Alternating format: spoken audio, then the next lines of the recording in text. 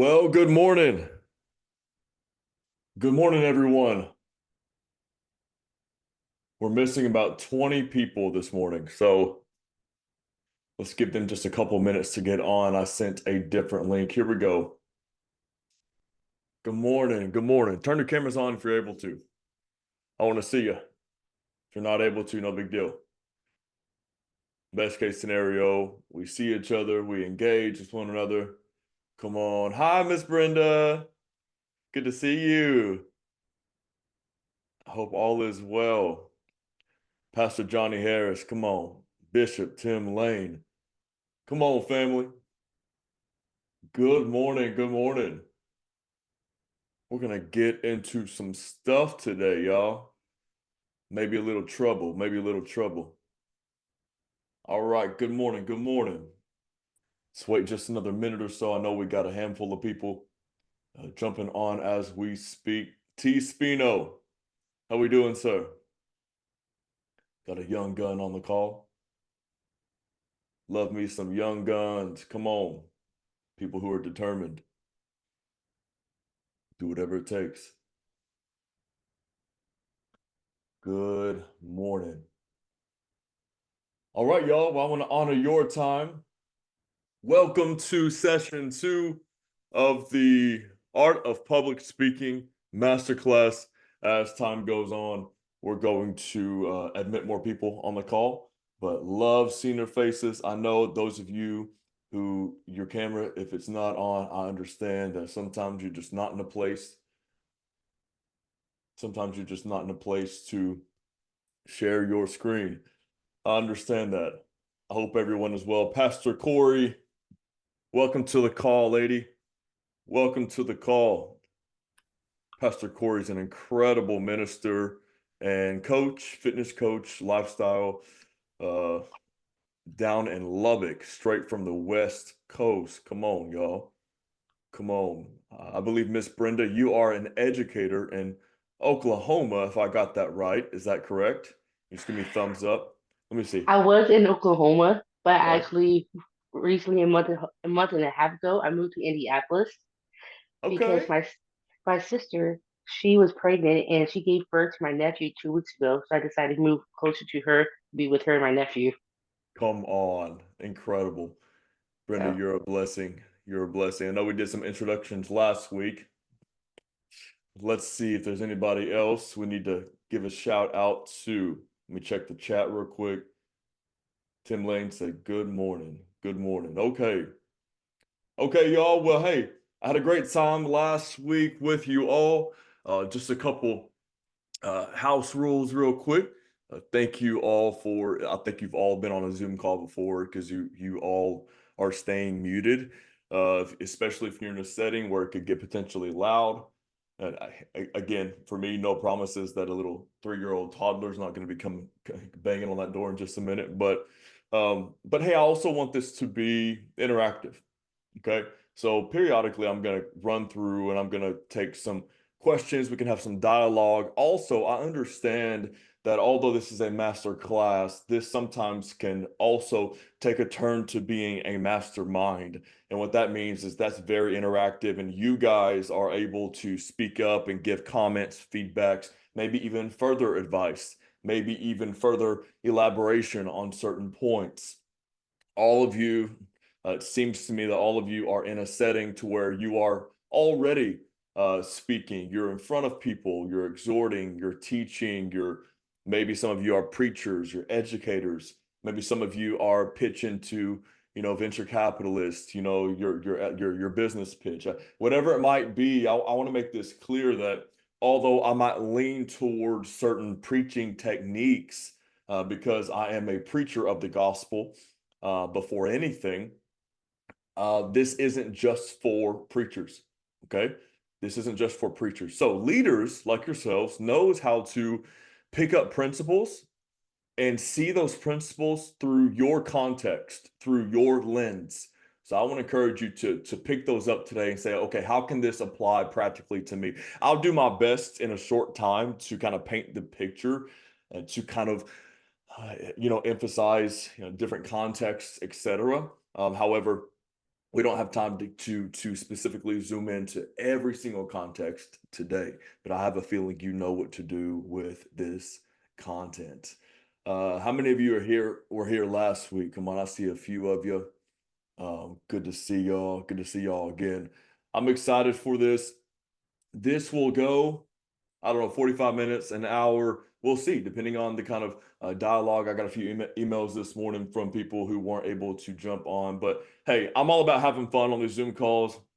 I've spent so many days, weeks, years, even on conference calls like this, and I know what it's like to be in a very rigid and monotone and kind of whatever, call like this. And so um I just enjoy. I want to enjoy being on this call. I want to have fun. We're gonna have fun today. Um, all right, sound good? Let's jump into it. All right, right on cue. Come on. Oh my gosh. I got to get that thing turned off. Oh, I hate that. I'll be like in a session with a client or in a pastoral call, and I'm like really exhorting, and I do like a thumbs up, and all the thumbs up bubbles like pop up everywhere, and it's or balloons, and it's extremely inappropriate. Um, all right. Well, hey, thanks for being today on this call. We're gonna have a good time. Last week we talked about, we really jumped into a lot of stage fright items.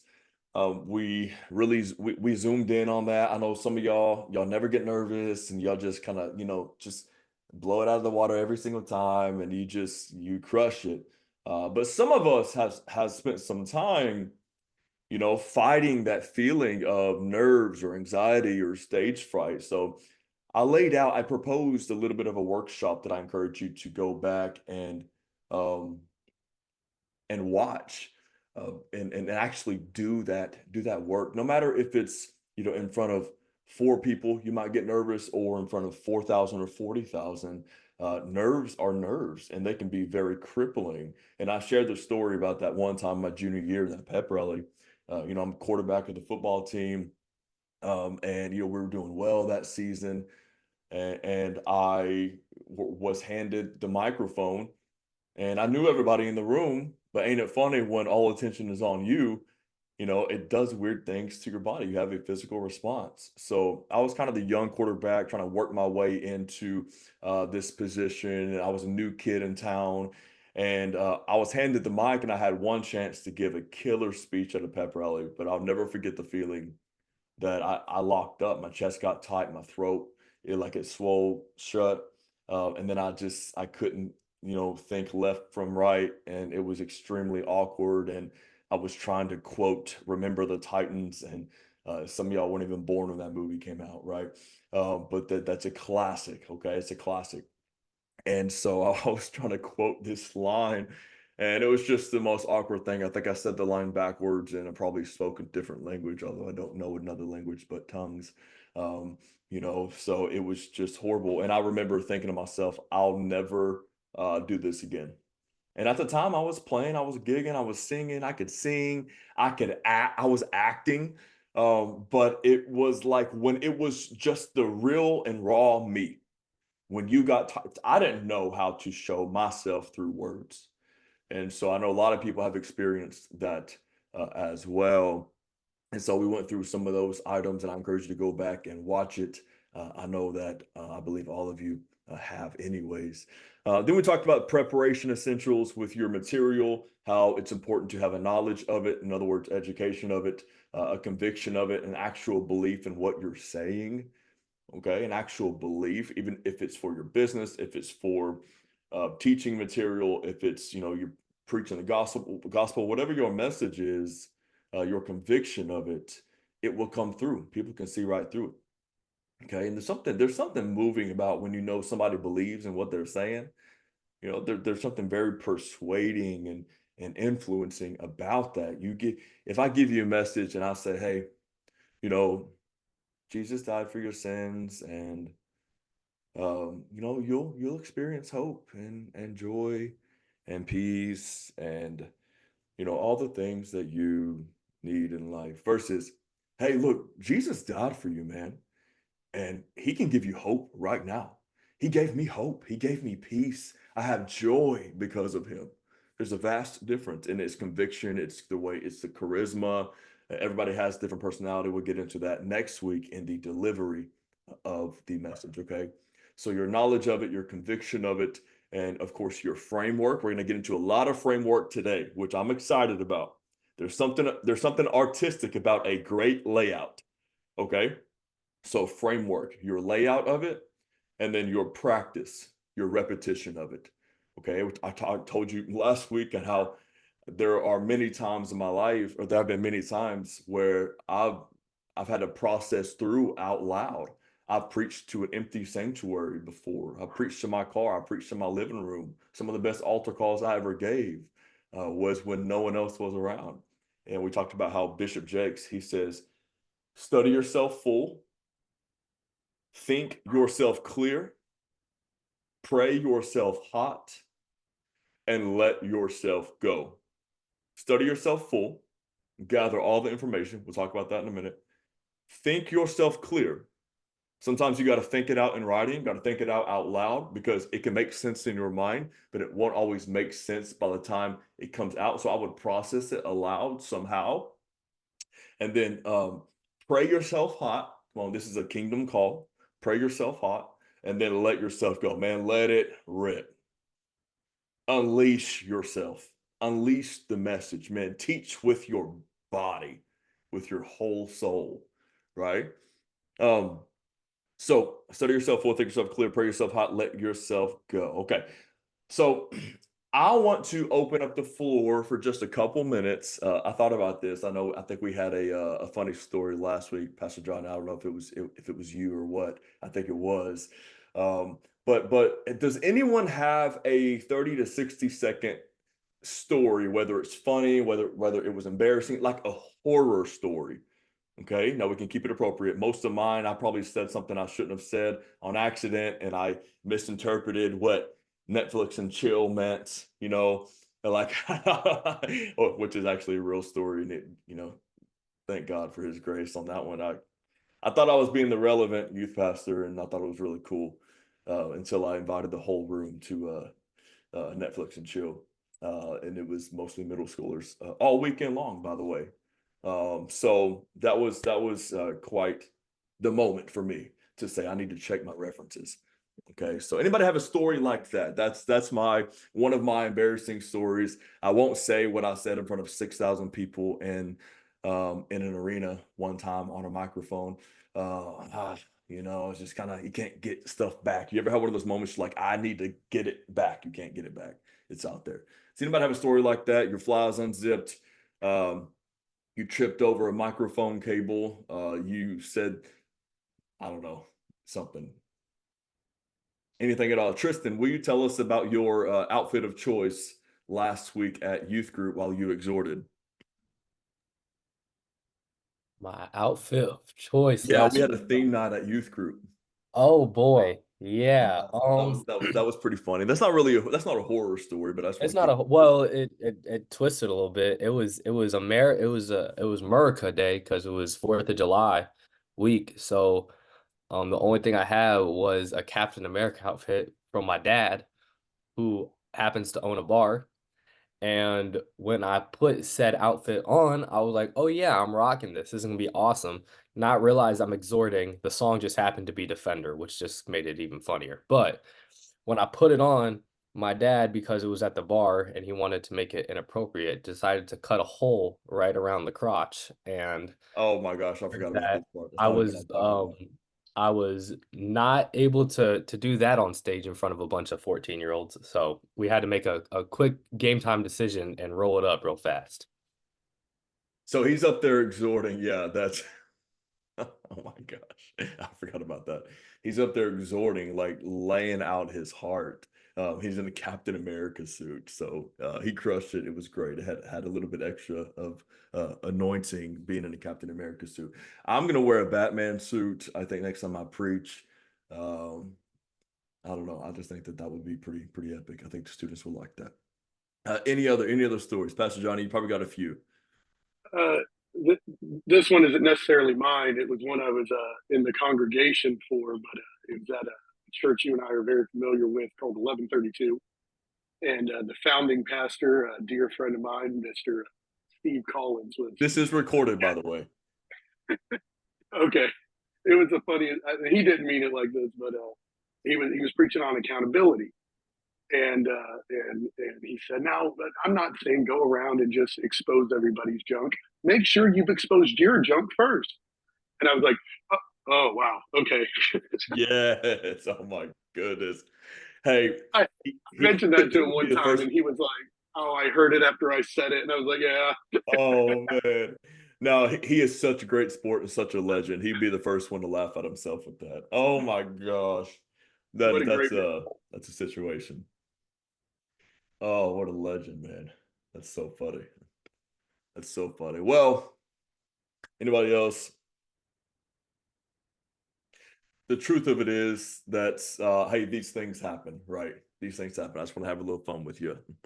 Oh man, the things that I could say, I don't want to re-record somewhere. It's out there. Remember Periscope? I don't know if anybody remembers that. I used to stream, on Periscope.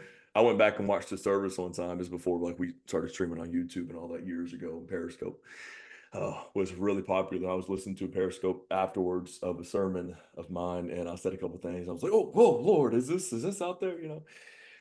Good times. Okay, let's jump into some content. Oh, it happens. You got to shake it off. You got to, kill the elephant in the room. It is what it is. It's gonna happen if you're in front of people enough. You say things, and you just gotta learn how to shake it off real quick. Okay, it's no big deal. It's no big deal. Um, okay, okay. So I want to jump into Aristotle's an old philosopher. I want to give away his public speaking secrets. Okay, his public speaking secrets. I love the way he laid these out. So I'm going to give you, I believe, 5 public speaking secrets according to Aristotle, and I completely agree with. Number 1, understanding your audience. Understanding your audience. Okay, so last week we talked about kind of the prep, the mindset, the inner workings leading up to you delivering this. We're going to get into some further preparational stuff. Next week is delivery, etc. But today we're talking about preparation, formatting, structure, crafting the actual message. And so before you start writing the message, whatever the message is, however it translates, whether it's clients, customers, congregants, whatever it might be, number 1, you have to understand your audience. You have to know who they are. Okay. Do they enjoy humor? And what kind of humor? Humor in our culture might not work the same way, you know, across somewhere else, in another country, even in another culture. Okay. So you got to know what kind of humor they enjoy. Are they more stoic? Are they thinkers? I talked last week about how each place that I teach, preach, whatever, deliver a message, it gets a little bit of a different spice of me. Okay, it's this. If just follow me with the analogy, it's the same like meat. It's still meat, but it's a different spice. Okay, so the way that I minister at our local church gets a different spice of me. It's still authentically meat, but it gets a different spice. I was with Pastor Corey in her church a couple months back. They got a little bit different of a spice. Okay, the spice serves the room that you're in. That's why you got to understand your audience. Somebody said one time that amateurs ask this question: "What do you want me to speak on?" While experts ask, "Who is my audience?" I love that. Now, there's a time and place to ask, "What do you want me to speak on?" and all that. I'm not saying that you're an amateur if you ask that question ever, but sometimes all you got to ask, okay, tell me about my audience. Who is in the room? Okay. So the spice serves that room, and that's what makes the difference. If I go to Chili's, I want the Chili's spice. If I go to Roma's Italian, I want the Italian spice. It could have the same, come on, the same chicken from the same warehouse, but what makes it different is the spice. Okay. So we got to know what spice serves the room the best. You got to know your audience. Are they more stoic? Yeah. Are they thinkers? At Oaks Church right now, they're thinkers. Okay, they're thinkers. Some churches are more experiential. Some are more quiet and methodical. Sometimes, they are loud in expression. They want the hoop and holler. They want the organ, and so that's my natural flavor, right? And so that's you just got to know your audience. Okay, you got to know your audience. Whoever you're delivering to, are they kids? So the biggest learning curve for me has been being back in youth ministry week to week. It's like, man, if you can preach to junior hires and they understand the message, you can preach to anybody. You know what I'm saying? You are a good communicator. I'll tell you that. You are a great communicator, excellent, an expert if you can effectively deliver a message and move junior hires into action. Woo, you are good, baby. You are good. All right. It's different. Okay, so that's been my learning curve. It's like, maybe I'm not as good as I thought I was, you know? You ever been there before? Okay, yeah, is it a business crowd? Are they young? Are they older? Are they mature? Are they wide? And you just got to know your audience. I don't want to belabor this point, but you got to know the audience that's in front of you. Okay, do they thrive on inspiration? Okay, yeah, etc. Okay. Another one is, do figures of speech make sense? So, like for me, if I'm for a little while, I kind of traveled in a little bit of a Latino circuit in churches, and I would speak, and I would say like these figures of speech, these idioms, that kind of worked in the culture that we were, but they wouldn't translate the same way. So I didn't take time to really consider the audience, and so it just kind of fell flat. And you want to maximize every moment, especially when you have a captive audience like that. You want to be sure that you're honoring and respecting their time. People don't mind giving their time; they just mind wasting it. So we gotta not waste time. And God spoke to me one day. He said, "Okay, you have all these people in this room, however many, hundreds or thousand people in this room, and you have 47 minutes of their attention, 47 minutes time, let's just say 1,000 people. I mean, that's a lot of time. And so I don't want to be held accountable to wasting that much time, right? When I get to the end of my life. And so, okay, so number one, understanding your audience. Number two, utilizing the three appeals. The three appeals. Okay, Aristotle has these three appeals: ethos, pathos, logos. You might have heard of that before. The three appeals: ethos, pathos, and logos. Okay, ethos is the appeal of credibility. Credibility, convincing the audience somehow or another that you're trustworthy, that you're knowledgeable about the topic. Um, so citing sources, your personal credentials can speak for themselves. Now, you don't want to get up there and try to like prove yourself, like, hey, I'm this and that. Hi, I'm Tristan, and I'm better than you. You're like, he said, well, you don't want to do that. But think about, for example, so like Michael Jordan, right? He pops up on a commercial. I'm Michael Jordan. I'm an active person. You know me by my credentials, my pedigree in the sport of basketball, and I wear Hanes. You should wear Hanes too. Hanes exploded, right? So that's that credibility factor in that. So like, for example, if Pastor Corey, if she says, hey, I'm going to do a master class on nutrition, wellness, health, lifestyle, then I'm there because she has ethos. She has credibility in that regard. Okay. She knows what she's talking about. Okay. So ethos. Number two, pathos, which is emotion. Okay. It's an appeal to emotion. Now, the best speeches have all three.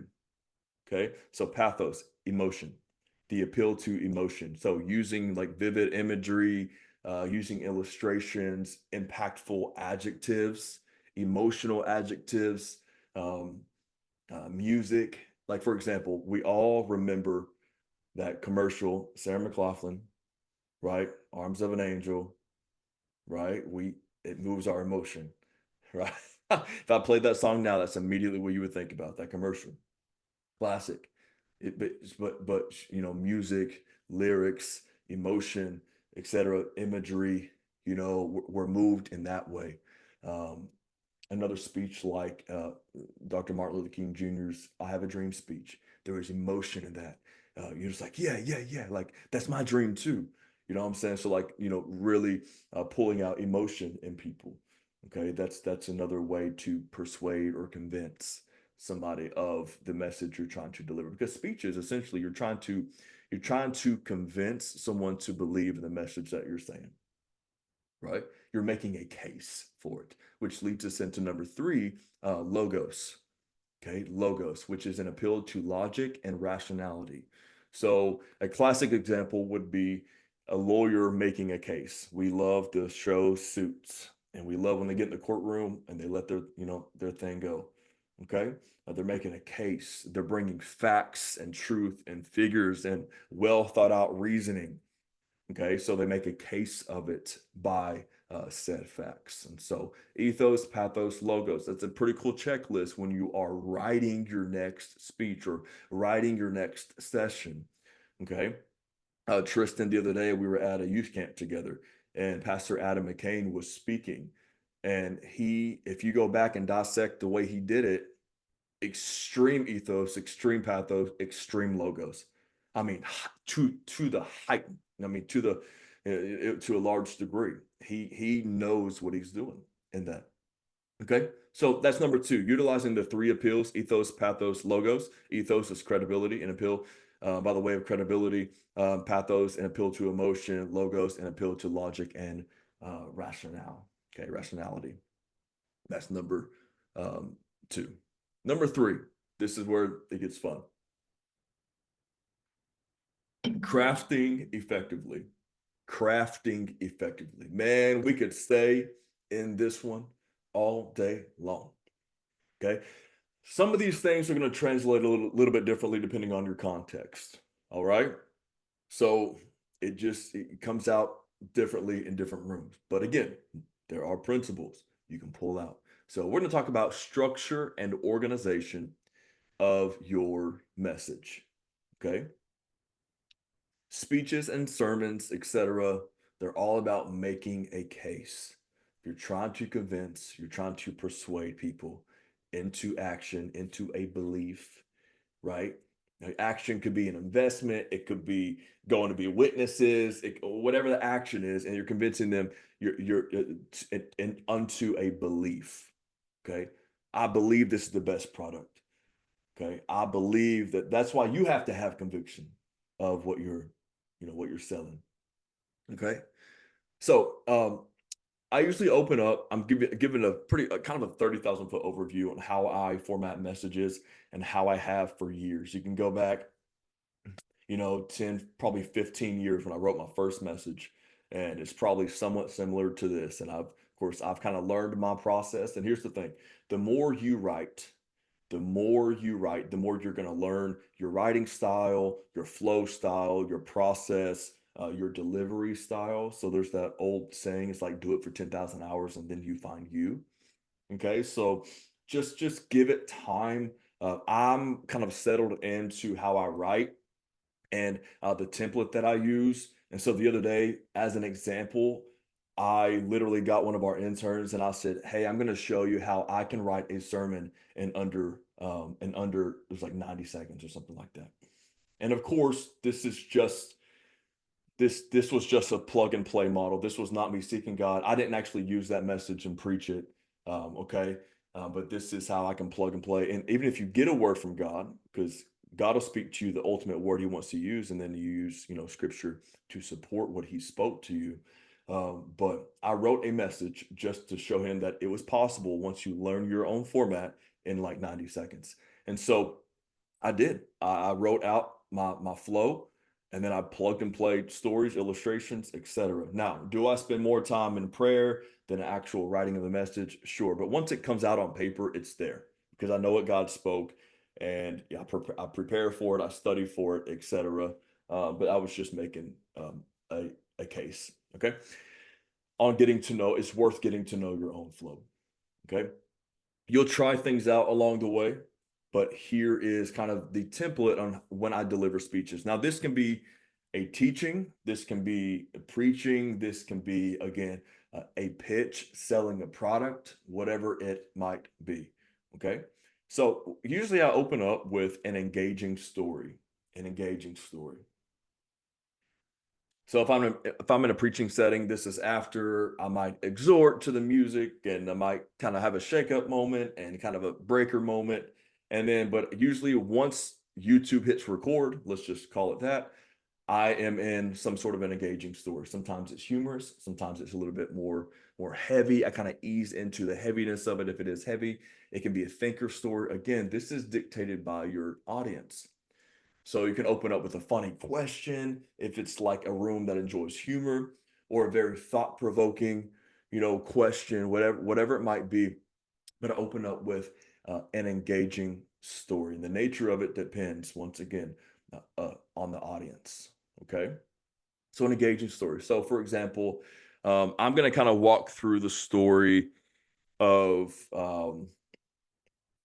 the man by the pool of Bethesda. Some of us know this story. It's in John chapter 5.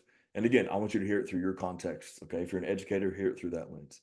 But let's say I open up, let's say my text is John 5.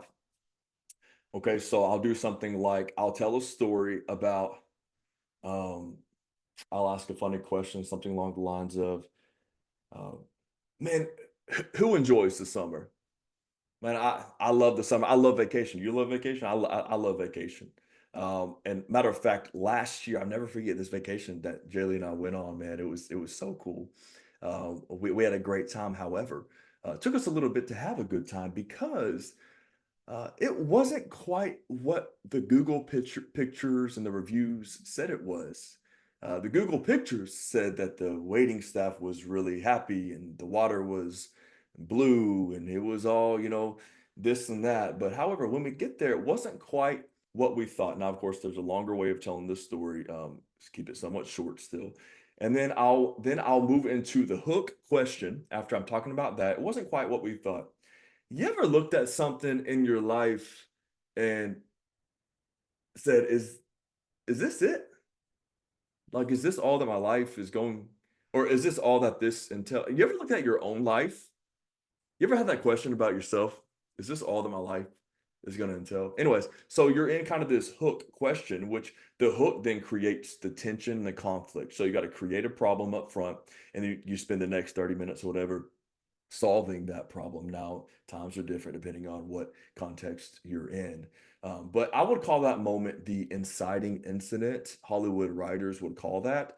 Everything's going great in a movie, and then suddenly the prom king and queen get in a car wreck, one of them dies. That's when the whole movie shifts. And now they spend the next, hour and 15 minutes kind of laying out the story after solving the problem to a happy conclusion. Okay. So I'm in that story, you ever looked at something, it's like, man, like, is that it? And then it's like, have you ever looked at your own life? Is this all that my life's going to entail? And then suddenly what that does is, that's a very short way of doing that. What that does is it now, if you can follow this metaphor, that now invites them into the passenger seat. Okay. That invites them into the passenger seat and invites them to buckle up because you're about to go for a drive.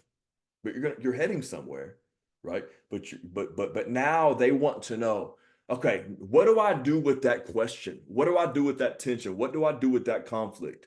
When I do look at my own life in the mirror and I say, is this all that my life is going to entail? What do I do with that? Hey, no problem. Today we're going to talk about a man who probably asked himself the same question. Is this all that there is? And I got really good news. I'm going to show you exactly what to do in the next few minutes together. So now they're in the car with you. Some of us, and I've done this a lot, when I get the mic, sometimes I'll just take off and I'll leave everybody behind. I assume too much. I haven't processed my thoughts clearly. I just assume that they're just in the ride, whatever. But no, you have to convince them that you're about to show them exactly what to do. You got to convince them up front in the next few minutes, or in the first few minutes, essentially, on why they ought to listen to you for the next 40 minutes of their life, right? Like if you're pitching to VCs, you got to convince them that the next 90 seconds, they need to really give you attention. Okay. So the opening story, it ought to be pretty engaging. It ought to be some kind of light leading into a moment of conflict or tension, but you want to create that tension up front. It's like, oh, and suddenly now when you move into your transitional statement or your big question, have you ever done this? Suddenly now they go from an outside viewer to now they are the man in the story. Now suddenly they're lying on a mat in their mind for 38 years, not knowing what to do, right? So that's what invites them into the story. You are now putting them inside of the narrative. So if you can do that in the first few minutes of a message, get them in. The most impactful messages I've ever ministered have been very likely because I did a really good job on inviting someone into the car ride with me.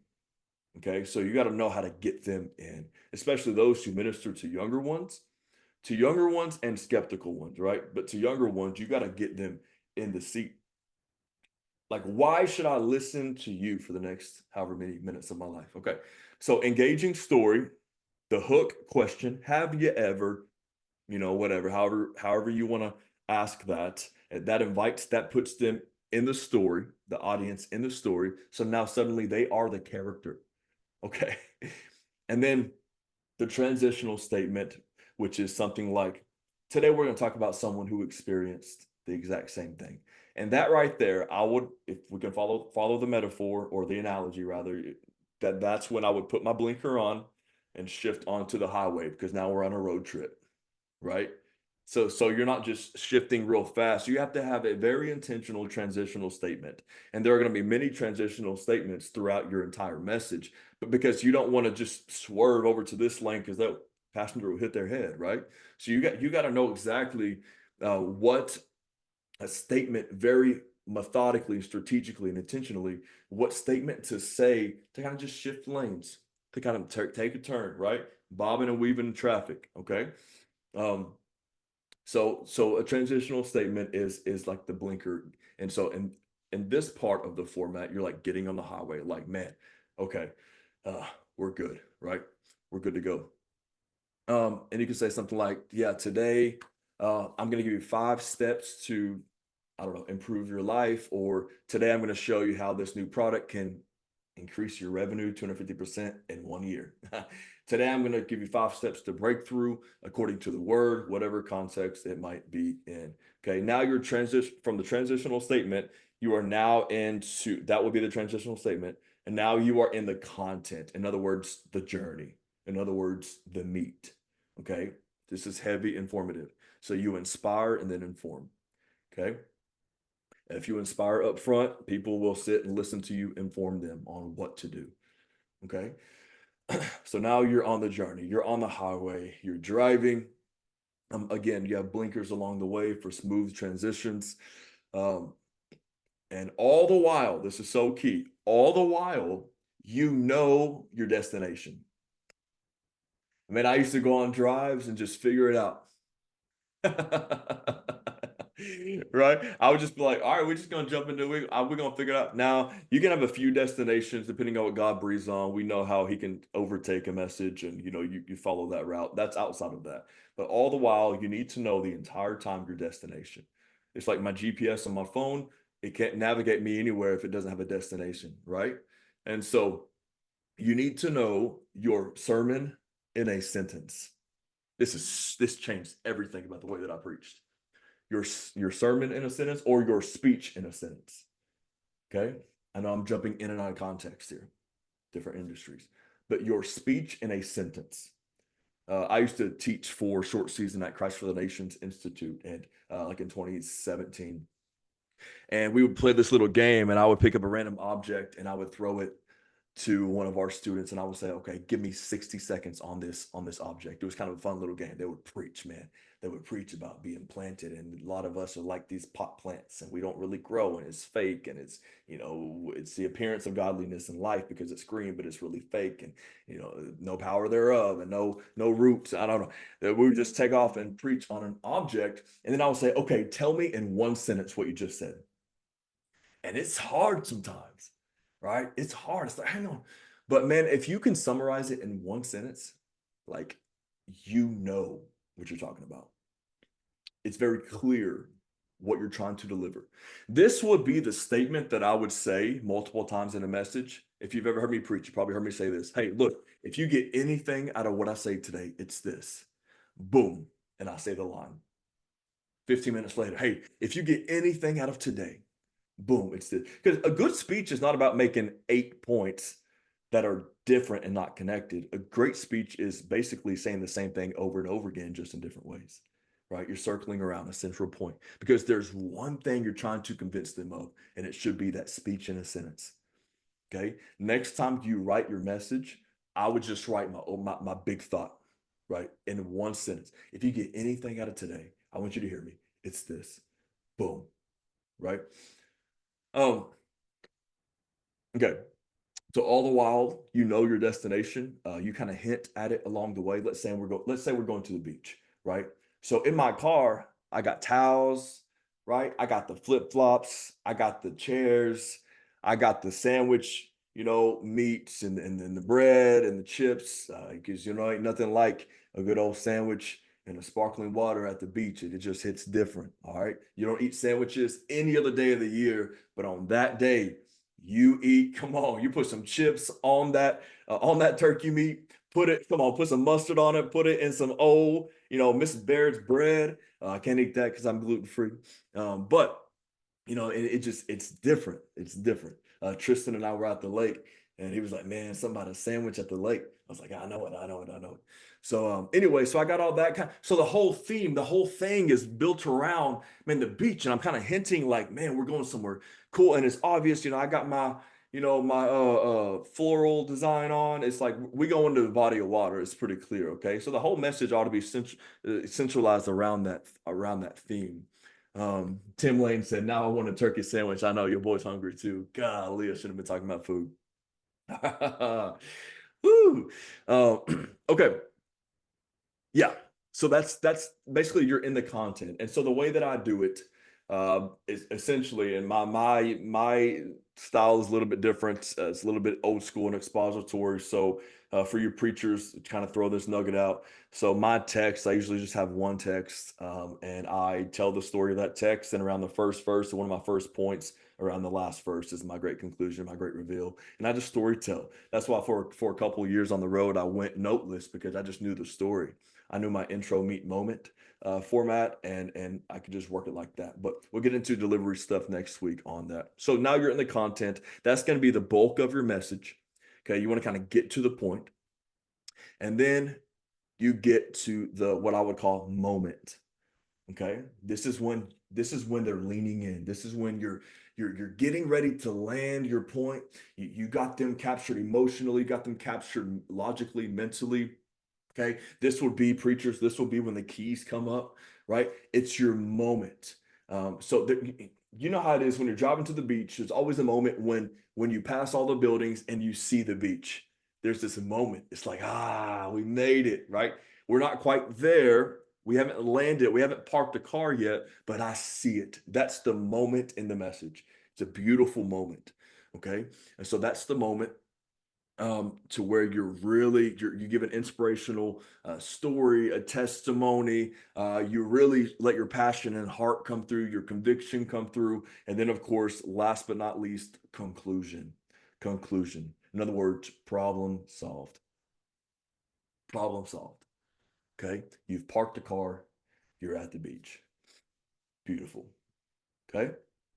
So again, engaging story, the hook question, transitional statement, content, moment, conclusion, and that can apply to a few different contexts here. Anybody have a question or comments on any of that? I just saw a beautiful baby come through, and I got very, very excited. Look, come on, that's gonna be me here in a couple months, man.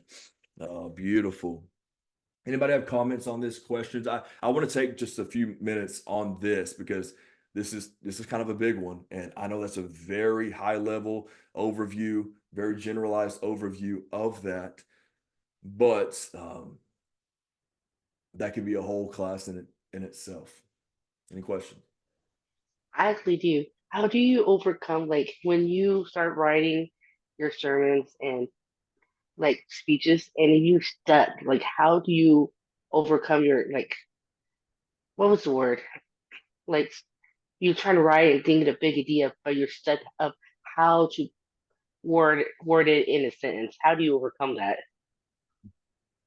How do you overcome? Sorry, emphasize on that just a little bit for me, Brenda. Yeah. I Like let's apologize. just say you have a speech, you write all your speech, but you try to make it one sentence out of it, but you can't think of like that one sentence. Like how do you overcome to put everything in one sentence? Like if Got you it. froze up. Yeah. Great question. I mean, it doesn't have to be super polished, at least up front. I would just act like one of the things that I do is, well, first of all, if it's a word from the Lord, typically the Lord speaks to me and he says, hey, I want you to let my people know that I hold no grudges. And no matter what, I hear them. Right. And so that's kind of that's kind of the word that I would say, hey, if you get anything out today, I want you to know this, that God holds no grudges. He wanted me to let you know holds no grudges.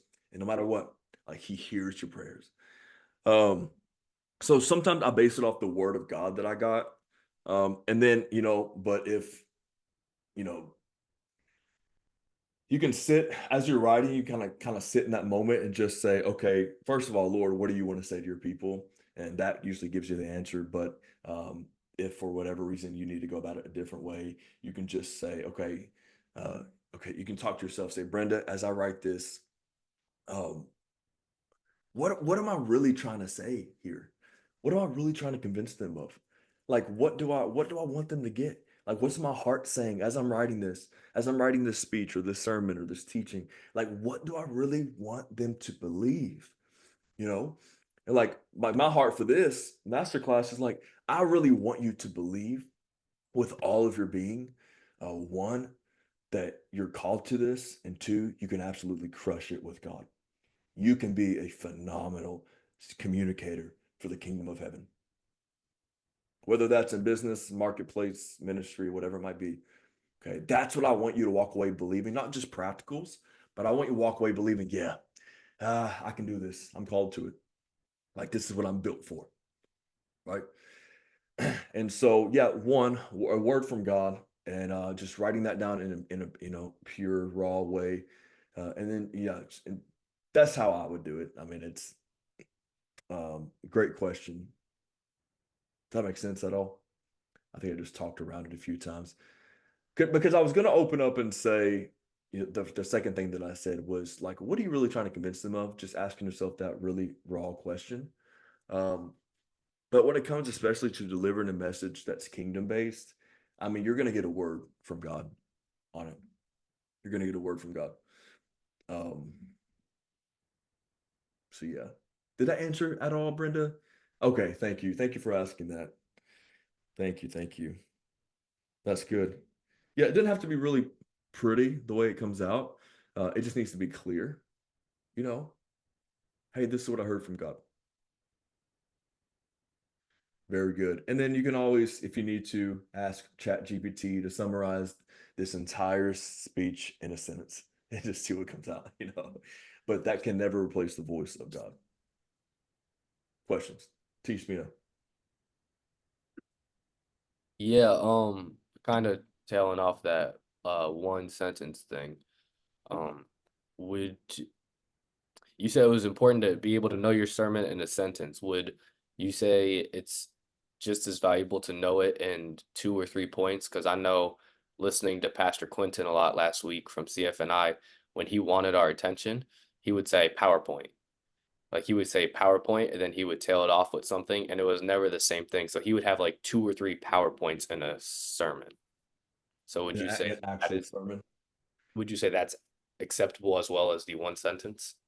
I think that in some way or another, I'd be curious exactly what he said because he's such a good communicator. I feel like those PowerPoints, unless they were just side thoughts and he was making those clear, I feel like those PowerPoints, some way or another, um, s- still made his overall point. It made a case for the point he's trying to make. Like if I'm in court and I'm making a case, I'm using all these things, but it's all pointing to he's innocent or he's guilty, you know? So in some way or another, I'd be curious on what exactly he said, but I guarantee you, if you were to go up to him and say, okay, what exactly, because I used to preach like 8 sermons in one sermon. It's like, okay, what were you trying to say? I was like, I don't know everything. Like, no, it's like, well, people are confused because you're really just trying to convince them of one overall thing. If you're giving fun facts, as long as they're not too distracting, that's one thing. But you're really trying to say one thing, and it's usually found somewhere in the in your sermon title or something like that. Let's see, Johnny Harris. I know them dang balloons, man. God, they're gonna get the best of me. I gotta figure something out with that. Um, but yeah, see, I mean, if you walked up to Pastor Quentin and said, "Hey, sermon in a sentence," I mean, it's like God wants you to believe this about yourself, or this, and this about yourself, something like that. Teachings can be a little bit more loose depending on the setting. But in a speech where you're trying to really persuade and convince something that you've been convinced of, conviction, right? Then you're basically just trying to say one thing. And I wish that I understood this better when I first started preaching, because I was saying everything. Everything was revelation. That's why, Tristan, that's why I say so often. That's a whole nother word. That's a whole nother word. I say that because honestly, it is. And I don't need to be on that word when I'm in this word, right? That's why I say that, to keep me on track, because I still have a tendency to preach everything. Man, if I'm walking through the scripture, man, I'll remember 48 sermons I preached on this one line. And I can just go everywhere. But I'm like, I got to stay away from that. That's a whole nother word. I'll get to when I get to it. Okay. Does that make sense at all, T? Appreciate you, man. Good question. Anything else? Good deal. Okay. That was number 3. Number 4 and 5, we're going to do next week. Number 4, using effective language and style. Effective language and style. In other words, words and delivery. Okay. Words and delivery. Method. We're going to get into that next week. And then number 5, delivering sufficiently and having confidence. Ooh, I love a good confident speaker, not a cocky, not an arrogant one, but one that is confident in the message that they're ministering. Okay. Delivering sufficiently and having confidence, powerful presence, charisma. We're going to get into that next week. I got a few more thoughts for you here in just for a few minutes, and I want to give you some further content. Okay. Okay. I want to give you the 5 canons of rhetoric. The 5 canons of rhetoric. In other words, the 5 principles of persuasion, according to an old Roman statesman and speaker, okay, named Marcus Tullius Cicero. Probably said that wrong. But the 5 canons of rhetoric, RHETORIC, RHETORIC. The 5 canons of rhetoric, in other words, the 5 principles of persuasion. Okay, I'm going to run through these really quickly, and you do what you will with them. Number 1, invention. Invention. The process of invention or inventing is the gathering and developing of ideas. Gathering and developing ideas. Okay. Great speeches have great invention, the process of inventing. Okay. So, in other words, listen to sources on the topic, listen to arguments on the topic, read sources, talk to experts. That's the whole process of invention. If you've seen me sermon prep, it begins with 2 desks and 2 whiteboards full of just material. It's a mess. And then suddenly it gets down to nothing because it's in me. Okay. But the process of inventing, it's a fun journey. Okay. It's a fun journey. So invention. Number two, arrangement. Arrangement. We talked about some of this in the format. Arrangement. Organizing your speech logically in a way that makes sense to your flow, your way of thinking. Okay, I think that's important to consider is writing in accordance to your thinking patterns. Now it has to be clear and methodical. If it only makes sense to you, then and it doesn't make sense to anybody else, you missed the point because communicators are connectors. Where there's no connection, there's no communication. Communication is the process of I give you information, you give me understanding. That's communication, right? Commune, exchange, right? We exchange something, it's reciprocal. Okay, so that's why you gotta know your audience, you gotta do it in a methodical, write and deliver in a methodical way. But if you can find that sweet spot of writing something that makes sense to your personal flow, and that takes time, by the way. Let me just make that clear. That takes time because like Tristan is one of our interns right now at the church. And I'm teaching him, he because he's under my teaching consistently, by osmosis, he's picking up the way that I write and process, but it might not be the way that he processes and writes. So that's why I do my best to teach principles, not just methods. Okay.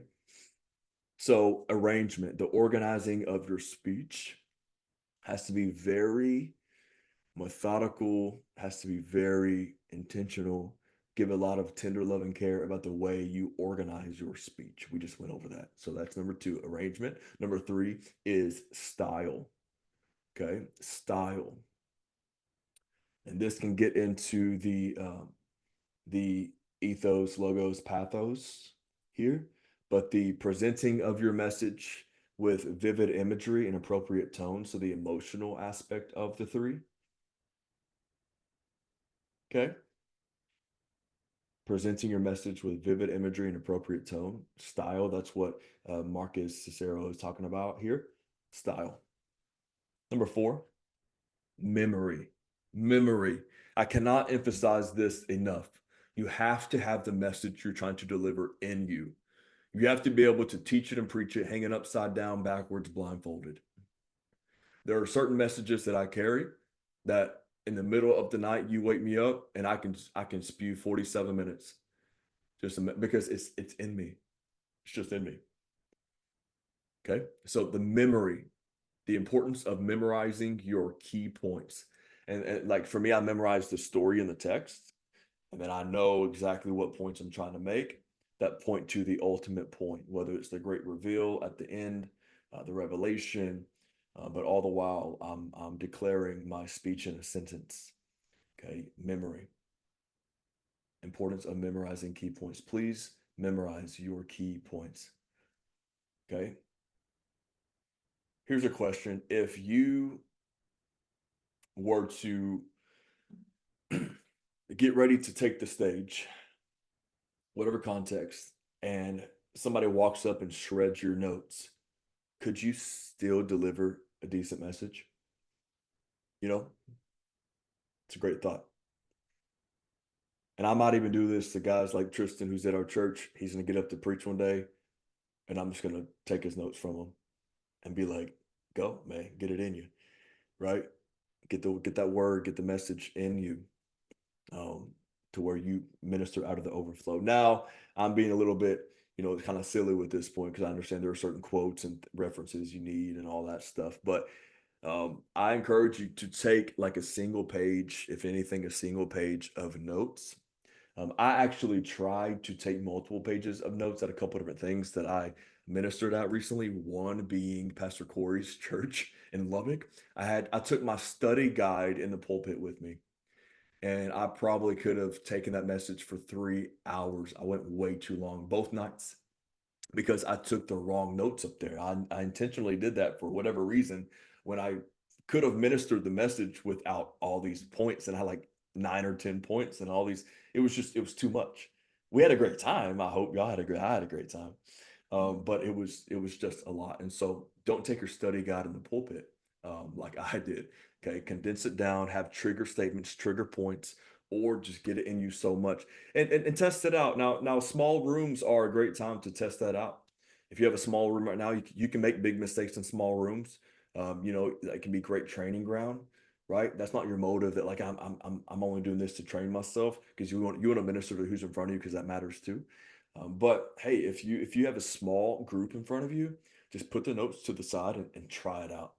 Really, what's the worst that could happen? You're all excellent enough communicators. You can just figure it out along the way, and then you circle back.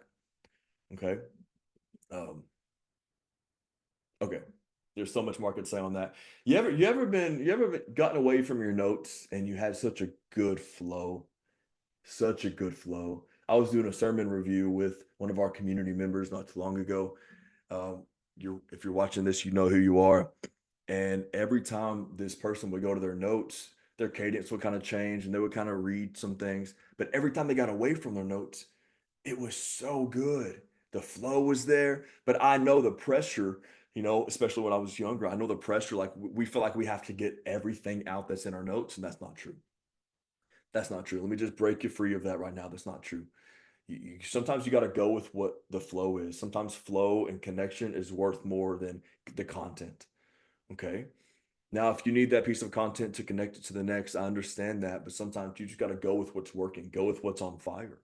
Okay. Don't let your cadence or your rhythm or your flow be expensed by the need to have to read your notes. The best thing I ever did in my ministry and my career of speaking was challenge myself. Like I said, on the road, I wouldn't even have a podium up there with me.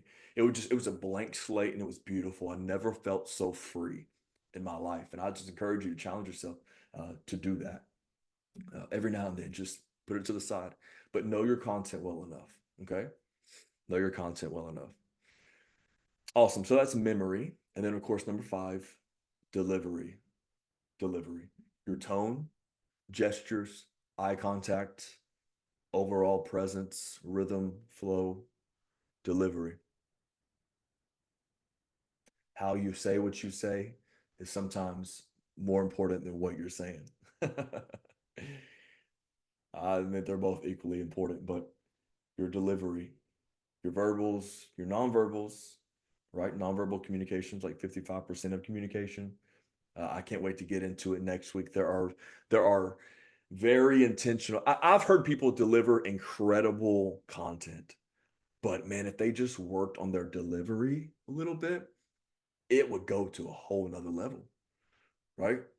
Like they're being intentional with the dynamics of your voice, the rises and falls, being methodical and intentional about the way you move, when you move, how you move, what makes you move, what makes you stand still, being intentional about the pauses and the rest, and being intentional about you standing still, being intentional about the times you walk back to the podium, being intentional about the times you walk in front of the podium.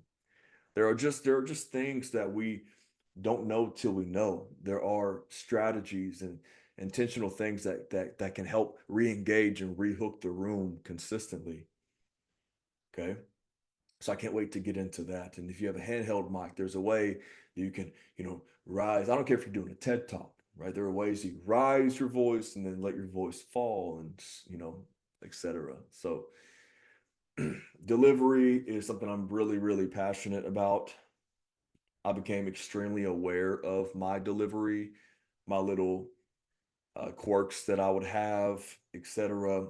When we started recording years ago for YouTube, and then of course I was part of a ministry that we had a large online presence, and we were TV and stuff like that, and so I became very aware of, man, I'm being recorded. This could be out there. I want to be sure that it and then communicating across the screen, that's a whole different way of being methodical about your dynamics, because we live in a day and age where we're not just communicating to people in the room, although that is priority, those who are actually in the room, but we communicate on platforms like this, and communicate across YouTube channels when you are on a stage. And so there's just a way, there are visuals that you can do to more effectively deliver the message you're trying to deliver. Hope that makes sense. Okay, so little things. Are you moving too much? Are you not moving enough? You know, that doesn't mean you have to hoop and holler or run around in circles. All right, you don't have, you know, I'll do that for you. You know what I'm saying? But there's just a way. There's a way to communicate. There's a way to do it. Pastor Johnny, he's a professional wrestler, and he knows that there's a way to move and to not move and to perform is such a strong word, and we can put like a negative sense on it, but there is a polished way to come across, and you can call it perform, whatever, that more effectively communicates the message, what you're trying to say. So he understands that, man. He talks with his body and all that stuff. So there's just a way. There's a polish to it. There's an excellent way of communicating what you're trying to say. It just helps. It helps. Okay, it just helps. All right. That's the 5 canons of rhetoric right there. A few questions, and I'll close with this. A few questions to ask when you're writing your speech is, of course, who's your audience? How can I effectively transition from different parts of my speech? How can I more effectively engage with the audience? These are just some overall questions you can ask. Who is my audience? How do I transition from different parts of my speech? So making sure those transitional statements and transitional elements are polished up. And then, like, how can I better engage the audience? Is it by a question? Is it by interacting with them? Like actually asking them to respond to the question? Is it calling them on the platform for an illustration? Is it doing an illustration? Is it putting something on the screen? Some people are visual learners. I encourage you to study the science behind it and the stats of that. The visual learners. I'm pretty visual. Okay. And then practical tips, of course, set the hook, create the tension and the conflict, use those transitional statements and movements to just kind of recap items. And of course, know your audience's needs. Asking the question, okay, who's in the room? Who's my audience? Anytime, that I get a call from somebody that says, hey, will you come speak or teach or whatever? I say, okay, tell me about your people, the people and the season that you guys are in. Because I don't just want to bring a polished message that I have if it's out of season. That's a whole nother thing. I want to make sure that I am the anointed and appointed seed to your congregation or your student body in this specific time. Don't have me out just because I'm your friend. Don't have me out just because you like my style. Like, I want to make sure that there's an anointing and an appointing on it. Okay. And then tell me about your people. Okay. Etc. Your audience.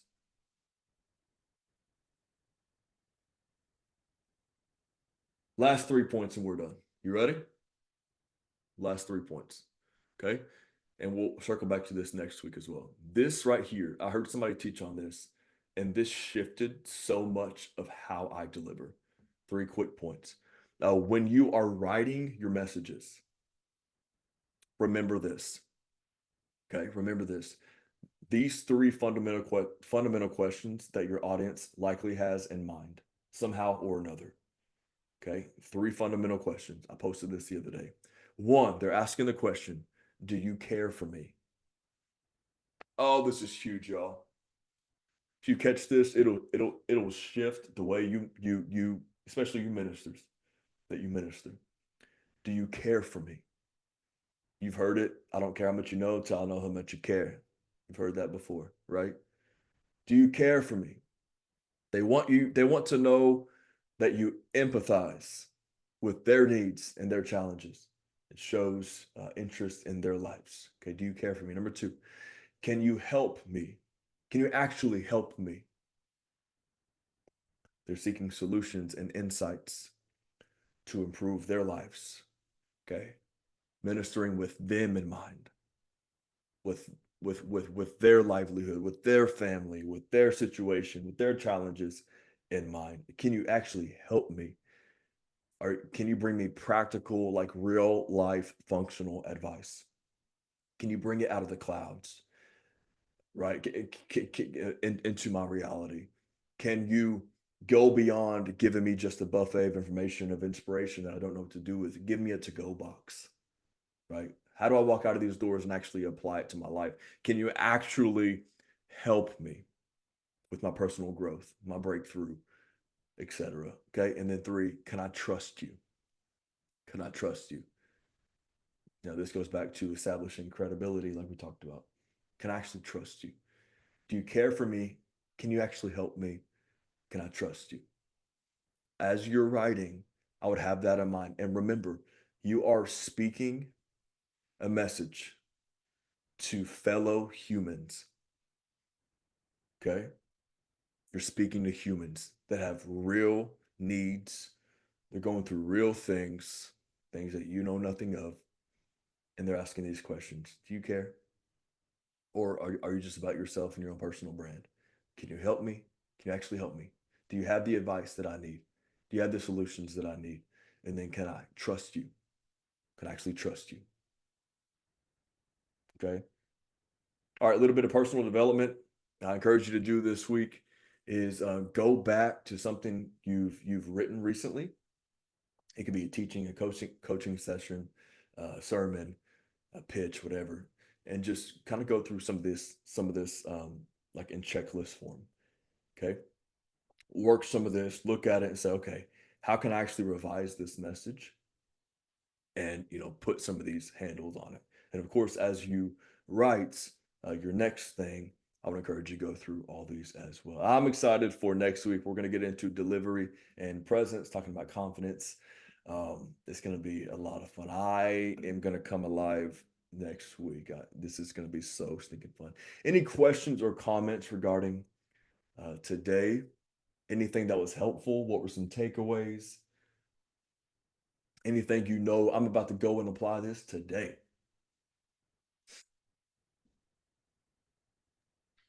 I think the last 3 points you say of do you care for me? Can you help me? And can I trust you? Like that's deep because I never thought of that way. It's like what can my speech or sermon help them in their situation? Exactly. Exactly. That changed.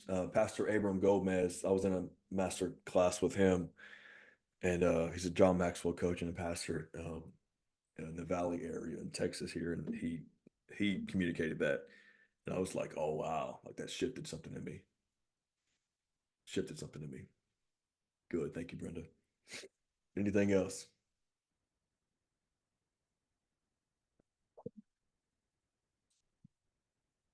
Any concerns, disagreements? You can email Corey at twclubbock.com. I'm just kidding. I don't even know if that's your. I love that you shared that sometimes you find yourself making 8 sermons worth of points in one sermon.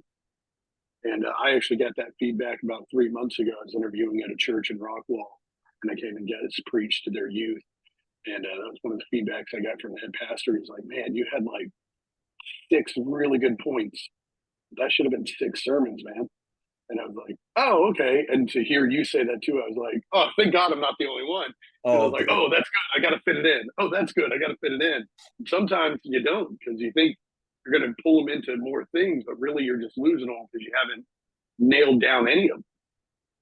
So that's I'm so glad you shared. good. Yeah, I mean, look at it through the lens of marketing and convincing, like selling a product. Like you got to niche down even in business, right? But if you're selling everything, you're selling nothing. So that's why that's the benefit of if you're able to do a series at a local church, make it a series. And people will try to compliment you with that statement of, I know it was a fellow minister who said that to you, but if somebody walks up to me, the congregant says, man, that was like 8 sermons. They're kind of like impressed by it. But as a student of speaking, I hear that and I'm like, oh, wow, I did too much then. I need to go back to the drawing board, you know? Um, absolutely, bro. Yeah, no, dude, I have such a tendency of doing that. It is a running joke at our church. All I have to say is the words, that's and then the church will finish it a whole nother word is what they say because I say that so often. I'm trying to get better at it myself. The word is just so rich, man. It's so revelatory and there are layers to it, right? Beautiful. Beautiful. Anybody else? No, we're missing literally 20 people today. They're emailing me. I gotta send them this link. All right, family. Well, hey, thanks for your time today. Thanks for joining. I hope this was encouraging. If anything, to put some handles on things that you might have already known. And sometimes master classes and sessions, there might be some things that you learn new. But I invest personally in courses myself because it increases that awareness in me. Sometimes that's the power of a class, is just to increase the awareness of what I already know. And so that's why I have a membership that I do on Monday mornings. I'm heightening awareness. You know, I got a few members on this call. I'm heightening awareness of that throughout the week on a Monday morning right off the bat. So sometimes that's the power of these things. It's just reminding you of things that we already know. And then next thing, next time you write your speech or write your message, whatever it might be, you're now, oh yeah, let me think through this lens. Oh yeah, let me just throw in, a little bit of this and that into it. But hey, if you haven't watched part 1, I encourage you to go back and watch it when you get a chance. And I look forward to next week. We'll wrap it up with delivery. Brother Tim Lane, thank you, sir. I appreciate that. I'm so glad it's encouraging you. But hey, much love to you all. I'm here for you. I'm here for it. And let's have a great Saturday. How about that? Sound good? Let me pray for you real quick. All right. Lord, I thank you for these leaders on this call. I thank you, Lord, that you have such great things in store for them, even in times that we might not feel it or we don't see it. Lord, I just declare over their souls today the truth. I remind them by the Spirit of God, the truth that they are called to this. They are built for this. They are born for such a time as this. There's a reason why they burn for what they burn for, and they're burdened by what they're burdened by. I thank you, Lord, for that truth, that it's now is the time. Today is the day. I feel like for somebody on this call that you have prolonged taking a step of faith. And I feel like the Lord is saying that my faith works like a motion sensor, like light, and you got to take a step, and then I'll respond to it. I thank you that as we draw near, you respond, Father. And so I thank you that you're going to watch over the word that you spoke over whoever that individual is. You're going to make sure that will come to pass, and you always move on obedience and humility. I just feel those 2 words. You've actually been feeling those in your spirit lately: obedience and humility. And I thank you that you always sit down on obedience and humility. You can just ask the colt. Oh, I feel that. Lord, I thank you for this day. Thank you for these leaders. Have your way in and through their lives. In Jesus' name, we all pray. All said. Amen. Amen. Much love, family. Good to see y'all. Keep doing it.